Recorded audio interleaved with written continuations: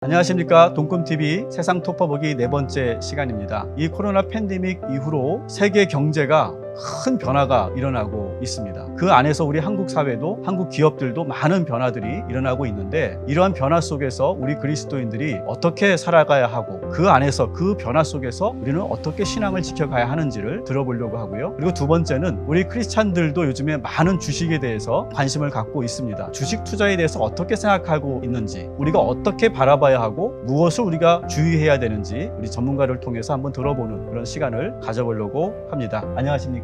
네, 안녕하세요. 주식이 상당히 열풍이 불고 있죠. 네, 맞습니다. 저금리 시대고 좀 상당히 좀 힘든 시기다 보니까 많은 분들이 투자를 하시는 것 같습니다. 이 코로나 이 팬데믹이 지금 우리 일상을 엄청나게 많이 바꿔 놓았잖아요. 뭐 우리 교회도 지금 엄청난 변화가 지금 일어나고 있고, 네. 또 지금 많은 시도들을 우리 교회에서도 하고 있는데, 자본시장 또 이 세계 경제 이 코로나 팬데믹 이후로 어떻게 변화되고 있는지 네. 한번 좀 말씀해 주시죠. 사실 주식시장이라고 하는 거랑 음. 자본시장이라고 하는 것은 코로나라는 거에 가장 민감하게 반응한 시장이 아닐까 그렇죠. 생각을 네. 합니다. 코로나로 인해서 가장 큰 변화라고 한다면 우선은 경제가 봉쇄됐다라는 점. 경제가 붕괴가 되면 사실 요새는 우리가 과거에 뭐 1차 세계대전이라든가 2차 세계대전이라는 거는 분사를 이용해 전쟁을 그렇죠. 하지만 네. 지금 미국과 중국도 전쟁 중이거든요. 아, 서로 경제적인 압박을 가하면서 음. 이런 흐름들이 나타나주고 있는 상황 속에서 이런 코로나가 전 세계에 지금 영향을 미쳤다라는 점에서 경제적으로 어떻게 보면 조금 이기적인 모습들이 좀 드러나기 시작하지 않았나라는 생각이 들고, 한편으로는 모두가 살기 위해서 어떻게 살아날 것인가에 대한 경제 정책들이 물밀듯이 쏟아지지 않았나. 제가 참 궁금했던 거는요. 네. 지금 팬데믹 이후로 인해서 경제가 엄청 안 좋아졌잖아요. 기업들이 상당히 안 좋아질 것이라고 예측하고 그 시장이 위기일 거라고 생각을 하는데, 근데 실제로 보면 나스닥이나 S&P 500이나 뭐 우리나라 뭐 코스피, 코스닥 지수들은 엄청나게 뭐 사상 최고가를 지금 경신하고 있는데, 그건 왜 그런 겁니까?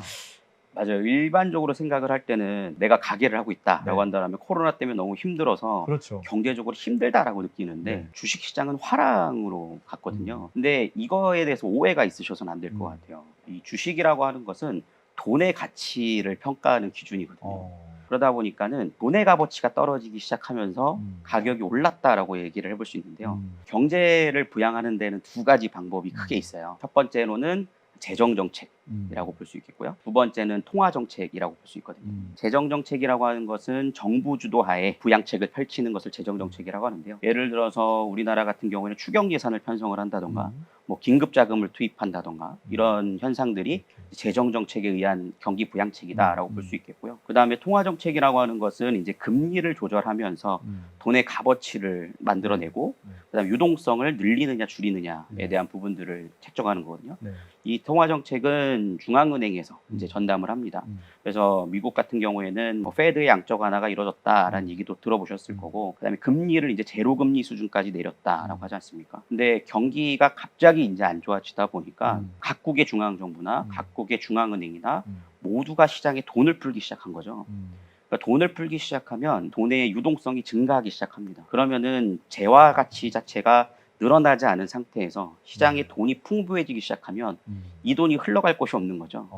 그러니까 주식시장에서도 주가가 오르기 시작하고 코인도 오르고 금값도 올랐었고요. 사실 일반적인 경제 상황에서는 모두가 다 같이 오르진 않습니다. 근데 이번에 코로나 초기에는 이게 모두가 상승을 하는 흐름들을 보였다라는 것은 경제가 좋아졌다라기보다도 돈의 값어치가 떨어졌다라고 볼 수 있겠죠.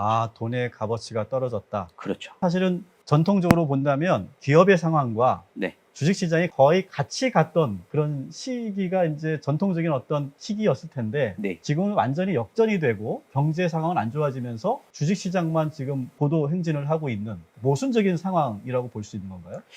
단적인 면으로 봤을 땐 그래요. 처음에 코로나가 터졌을 때 모든 경제가 다 봉쇄가 되지 않았습니까? 그렇죠. 그러면서 주가는 곤두박질을 쳤거든요. 사실 지금에 와서야 호황이지만 코로나 초창기 작년 초에는 전 세계적으로 뭐 그랬죠. 패닉 상태가 네. 일어났고, 그러니까 우리가 개인적인 경제 상황과 전체적인 큰 거시적인 경제 흐름하고는 조금 괴리가 있네요. 그렇죠. 그런 부분들에 좀 상실감을 느끼시는 분들도 있죠.